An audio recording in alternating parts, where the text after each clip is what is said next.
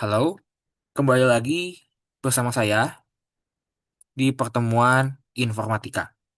Nah, pada pertemuan hari ini kita akan belajar mengenai sistem komputer.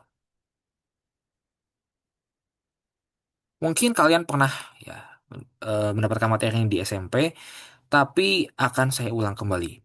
Nah, tujuan pembelajaran kita adalah menganalisis solusi sistem komputer sesuai dengan kebutuhan pengguna.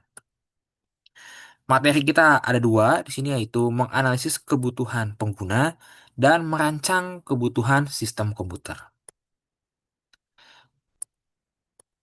Nah, ketika kita merancang kebutuhan sistem komputer yang akan kita buat, kita harus menganalisis kebutuhan pengguna. Jadi mulai dari penggunanya siapa dan tujuan apa mereka menggunakan komputer tersebut.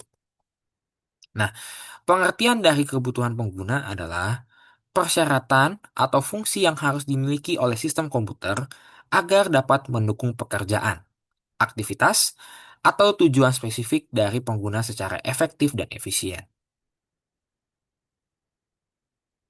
Nah, metode yang dapat kita lakukan untuk mengidentifikasi kebutuhan pengguna itu ada dua, yaitu pertama dengan cara wawancara, yang kedua dengan cara observasi. Contohnya sebagai berikut.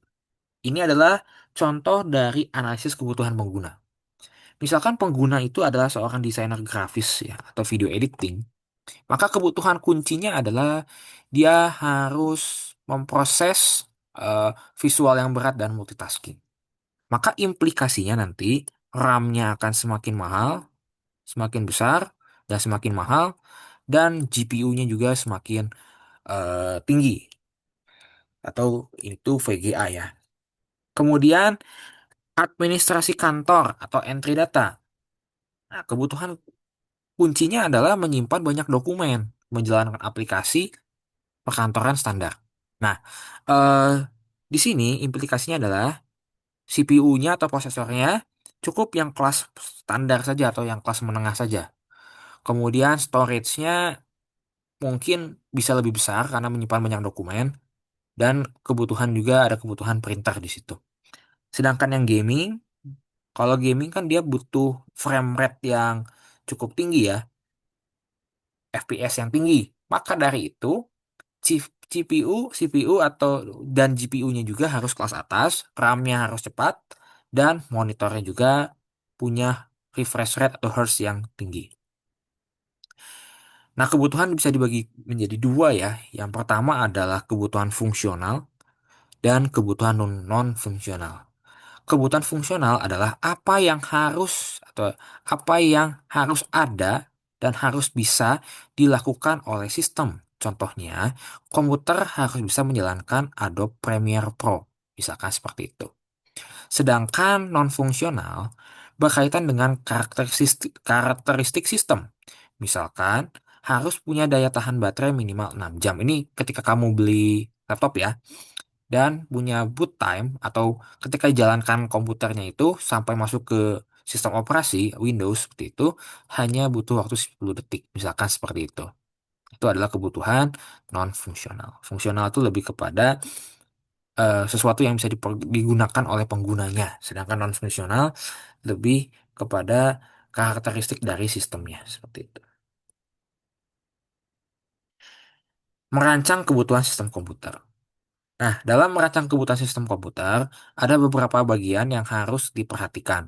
Bagian-bagian ini adalah bagian yang paling inti, paling penting. Ada CPU, ada RAM, ada penyimpanan, ada GPU, ada motherboard, dan ada power supply unit atau PSU. Nah, CPU sendiri adalah singkatan dari Central Processing Unit, yaitu otak dari komputer. Nah, berdasarkan kompleksitas kerjanya, misalkan i3 atau Ryzen misalkan dari merek AMD untuk pekerjaan yang standar. Dan Core i7 atau Ryzen 7 ini untuk pekerjaan yang berat. Ini Ryzen 3. Kemudian RAM. RAM itu atau singkatan dari Random Access Memory adalah memori jangka pendek. Ya, di sini kita harus menentukan kapasitas dan kecepatan yang dibutuhkan multitasking. Kemudian ada storage. Storage itu bisa kita pilih ya antara SSD. Misalkan SSD itu yang di sebelah kanan, digambarnya di sini. Dan yang sebelah kiri adalah hard disk. SSD ini bentuknya ada chip-chipnya, maka kecepatannya lebih cepat dibandingkan hard disk. Nah, tetapi kelemahannya adalah dia lebih mahal. Sedangkan hard disk atau hard HDD kapasitasnya lebih besar, biayanya lebih rendah, tetapi dia itu karena menggunakan piringan ya, maka kecepatannya lebih rendah. Nah, cara yang paling baik adalah mengkombinasikan keduanya agar lebih ideal seperti itu.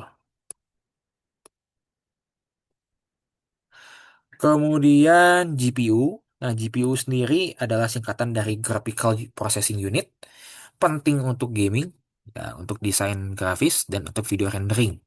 Nah, tugas yang cukup ringan biasanya cukup menggunakan Integrated Graphic Processing Unit yang ada pada CPU. Makanya di lab SMA Trinitas kita tidak punya GPU ya secara khusus.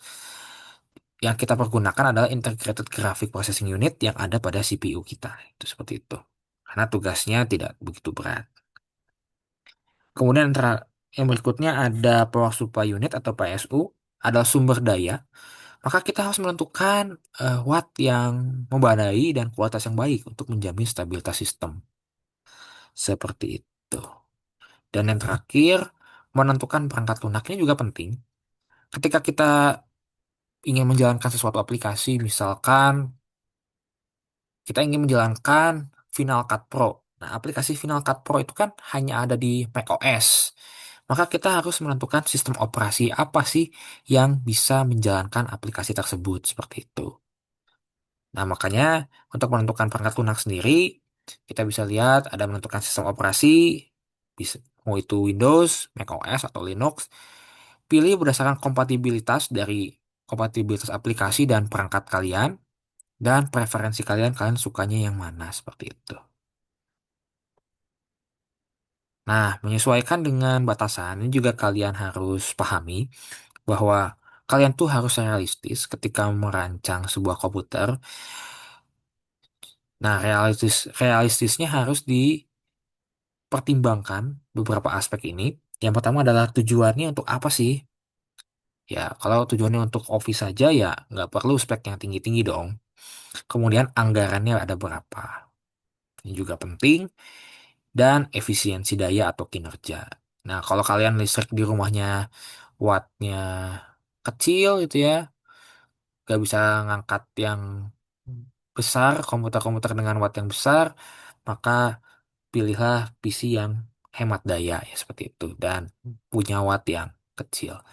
Mungkin cukup sekian untuk pertemuan hari ini. Di pertemuan berikutnya pada saat kelas kita akan pretest di awal dulu.